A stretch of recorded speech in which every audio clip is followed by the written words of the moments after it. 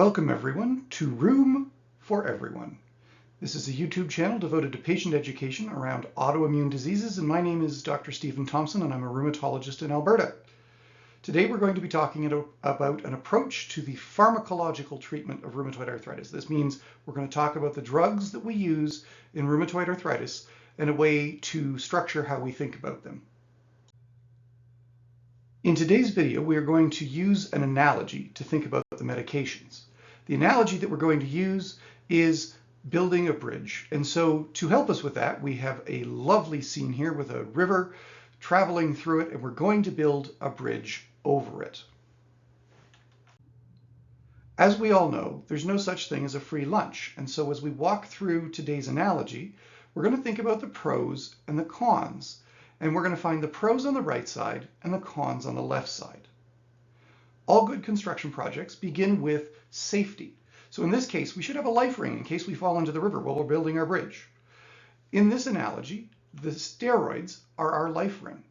Whether they be prednisone or Kenalog or Depomedrol or Aristospan, oral or injectable, they all can be lumped together generally as steroids. Why do we like steroids? Well, because they're fast acting. They do a job really quickly. They're really cheap. They're not expensive. And they are good at stopping the disease. But there are no free lunches. And so while they can do all of those things, they come with side effects. Side effects like weight gain and mood changes and cardiovascular risk and problems in the eyes and problems in the bones, among others. And I've only mentioned some. And this is why they are our life ring rather than the main way that we're going to build our bridge today. The first pillar that we will build today is going to help us get our bridge up and off the water. And the first foundational pillar in the treatment of rheumatoid arthritis are the disease-modifying anti-rheumatic drugs, affectionately known as DMARDs. There are a number of medications in this class, and they include drugs like methotrexate, hydroxychloroquine, sulfasalazine, and Areva. These are drugs that we've been around for a long time, that we have a lot of experience with, and we're very comfortable using, and we think they're very effective. Why do we like these? Because they are, in fact, like the name says, disease modifying. They can change the outcome of rheumatoid arthritis. They're also good at decreasing pain. It turns out most of the pain in rheumatoid arthritis in the early phases comes from inflammation. If we stop the inflammation, we stop the pain. These medications are more expensive than steroids, still relatively affordable. They can be accessed without much insurance trouble and are widely available. We've also been using them for a very long time, and so we're quite happy with their long-term safety. We don't expect any surprises in following patients who've been taking these medications for a long time. They do, however, come with some downsides. They are a little bit slow to work. It can take weeks to months for these drugs to be fully effective.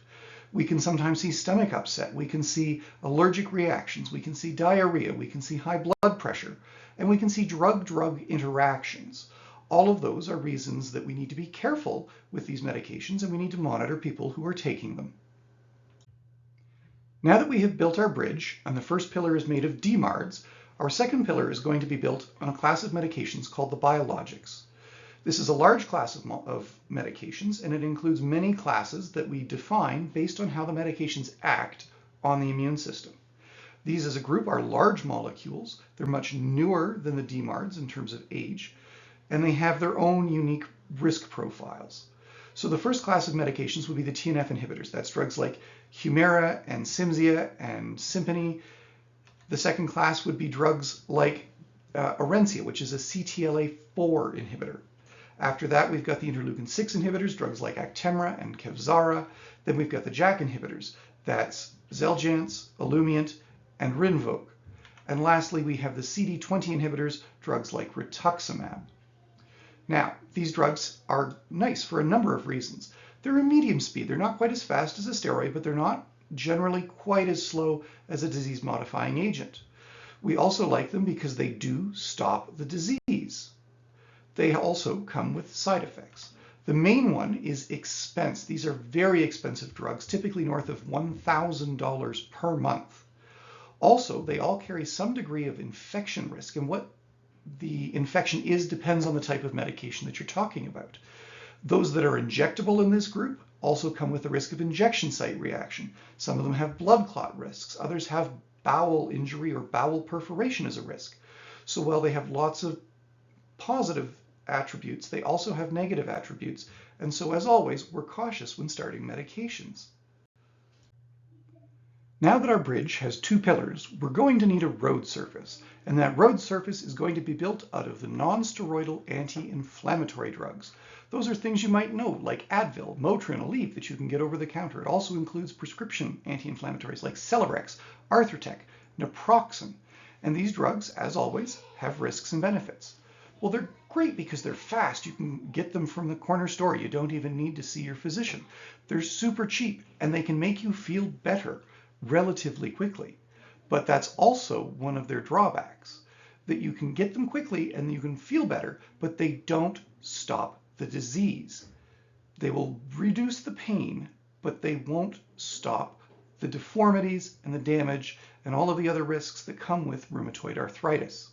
They also have their own set of side effects, mostly around the kidneys and the intestines in the form of chronic kidney disease and in bleeding from the stomach and the intestines.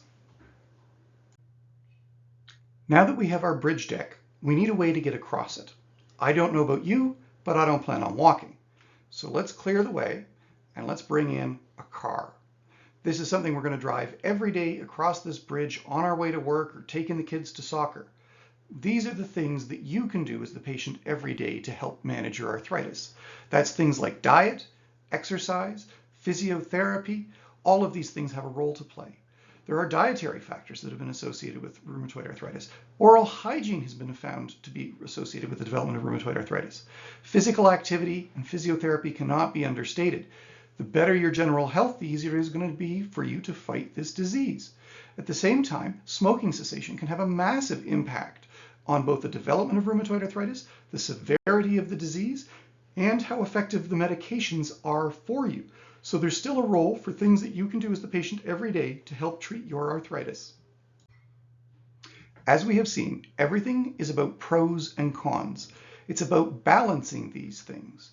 And you, as a patient, need to have conversations with your care provider about balancing the risks versus the benefits and how they impact you in your particular situation. Nothing on this channel is intended to replace your getting care advice from your rheumatologist. These videos are intended for patient information only. If you found the video helpful, please feel free to share it with friends or family. Please like the video and subscribe to our channel so that more patients can be shown this content. As always, stay well.